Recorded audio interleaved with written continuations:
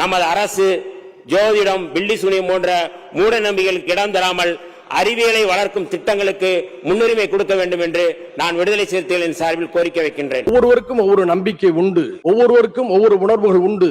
அதை நாம் மதிக்க வேண்டும். அதே நேரத்தில் உங்களுடைய நம்பிக்கையை, உணர்வை அரசுமயமாக்குவதை நான் எதிர்க்கின்றேன். அவருடைய ராஜகுருவாக இருப்பவரை அரசியல் சிறப்பு அதிகாரியாக அரசு வேலையில் அமர்த்தியதை ஒட்டுமொத்த தமிழக மக்கள் சார்பாக வன்மையாக இந்த வரலாற்று சிறப்பு மிக்க அவையில் நான் அதை குறிப்பிட கடமைப்பட்டிருக்கிறேன். இளைய தலைமுறையினரிடையே மூட நம்பிக்கையை ஒழித்து அறிவியல் மனப்பான்மையை, சயின்டிபிக் டெம்பரை வளர்க்கும் வகையில் இந்த ஆட்சி செயல்பட வேண்டும் என்று கேட்டுக்கொள்கிறேன். அப்படி உங்களுக்கு ராஜகுருவா இருந்தா உங்க பர்சனலா அவரை வச்சுக்கணும்.